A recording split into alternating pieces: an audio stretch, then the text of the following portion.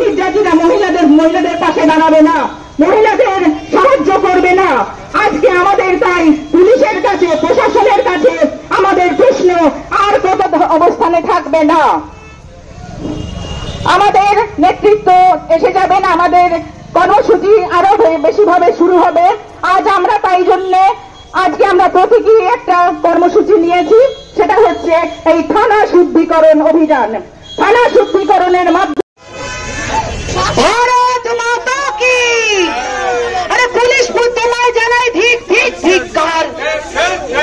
আরে দর্শক তোমার কে হয়, আরে দর্শক তোমার কে হয়, দর্শক তোমার কে হয়, কাকে বাঁচাতে তোমার এত উৎকৃষ্ট, দর্শক তোমার কে হয়?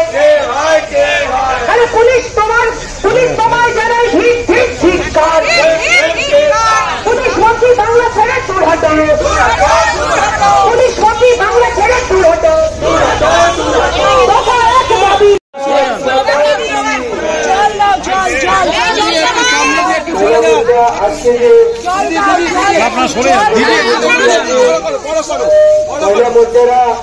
মহিলা নেত্রীরা ঝাঁটা দিয়ে, গঙ্গা জল দিয়ে এই হাওড়া থানাকে পবিত্র করার চেষ্টা করছেন। আমরা দেখতে পাচ্ছি যে রাজ্য জুড়ে মহিলা মোর্চা আজকে রাস্তায় নেমেছে। ভারত মাতা কি, ভারত মাতা কি, বিজেপি জিন্দাবাদ, বিজেপি জিন্দাবাদ, মহিলা মোর্চা জিন্দাবাদ, মহিলা মোর্চা জিন্দাবাদ।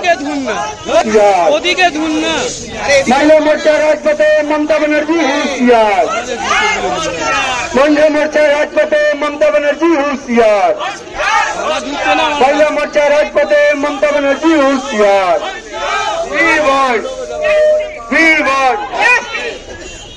ভারত মাতা কি, আরে পুলিশ ধর্ষক তোমার কে হয়, কে হয়, কে হয়? ধর্ষক আমাদের বোন হয়। আরে পুলিশ ধর্ষক তোমার কে হয়, আরে ধর্ষক আমাদের বোন হয়। ভারত মাতা কি।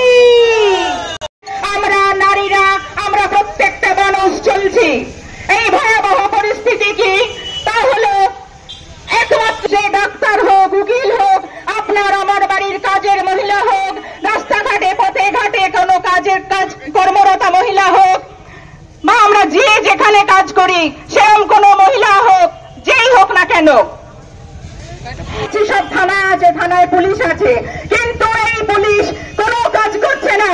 এই পুলিশ আমাদের মহিলাদের নিরাপত্তা দিতে ব্যর্থ, ভীষণভাবে ব্যর্থ করতে। এই প্রমাণ লোপাটকারী পুলিশ, এই ধর্ষণকারীদের সাহায্যকারী পুলিশকে আমরা প্রতি পদে পদে ধিক্কার জানাই। যে পুলিশ আছে কিন্তু মহিলাদের একটি বাড়ি ফেরে, রাস্তায় রাজবিরেতে কাজ করে, কর্মক্ষেত্র থেকে বাড়ি ফেরে, তাহলে আপনার বুক কাঁপবে, আমাদের সকলের বুক কাঁপবে কেন না? আজকে আমাদের মনে হবে, কিন্তু আমরা এই যে পশ্চিমবঙ্গে দাঁড়িয়ে আছি, কেন আমাদের এটা মনে হবে? যেখানে আমাদের মুখ্যমন্ত্রী মহিলা, সেখানে আমরা কি মহিলাদের জন্য একটু বেশি নিরাপত্তা আমরা আশা করতে পারি না? অবশ্যই পারি, কিন্তু আজকের এই অবস্থাকে যে কোনো জায়গায় আপনি জানতে পারবেন না কখন আপনার ঘরের মেয়েটি কোথাও ধর্ষিতা হয়ে, খুন হয়ে পথে ঘাটে পড়ে থাকবে। আমরা দেখেছি কামদুনে, আমরা অনেক নির্যাতনের ঘটনা আসে, কিছু আমরা জানতে পারি, খুব কম সংখ্যক আমাদের চোখের সামনে আসে। এই পুলিশরা এই যত ক্রাইম হচ্ছে পশ্চিমবঙ্গে, তাতে এরা কিন্তু সামিল আছে। যত মানে লোপাট করা গিয়েছিল, যত এভিডেন্স লোপাট করা ছিল, সেটা সবকিছু পুলিশ করেছে বলেই আজকে অফিসার ইনচার্জ সে কাস্টডিতে আছে। তো শুধু এই সরকার না, এই সরকারের অ্যাডমিনিস্ট্রেশন কারাপ্ট আছে। সেই জন্য আমরা আজকে সাধারণ মানুষ এখানে এসেছি এই প্রোটেস্ট করার জন্য। শুধু তাই নয়, এরা অ্যারেস্ট কাকে করে? সাধারণ মানুষকে অ্যারেস্ট করে। যখন নবান্নতে সাধারণ মানুষ যায়, তাদের উপরে লাঠি বোমা এগুলো চলায়। তাহলে সাধারণ মানুষের উপরে এইসব করতে পারে পুলিশ, কিন্তু যারা ধর্ষক আছে তাদেরকে ধরতে পারে না, তাদেরকে তো বাঁচানোর চেষ্টা হয়। সেই জন্য তো আমরা এখানে আজকে প্রশ্ন করতে এসেছি যে পুলিশ, এই ধর্ষকরা তোমাদের কি হয় আর কে হয়? একটা অফিসার ইনচার্জ যখন জেলে আছে আপনারা বুঝতে পারছেন যে মানুষ কিসের উপরে বিশ্বাস করবে। মানে প্রশাসন, অ্যাডমিনিস্ট্রেশন, গভর্নমেন্ট তারা সবাই কারাপশনে লিপ্ত আছে। আর এখন তো কারাপশন না, আমরা তো দেখছি তারা কিন্তু ধর্ষণেও লিপ্ত আছে।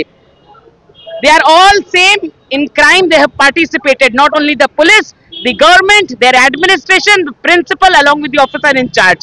They will all be considered a complicit because they are equally participating in the crime, a heinous crime such as rape.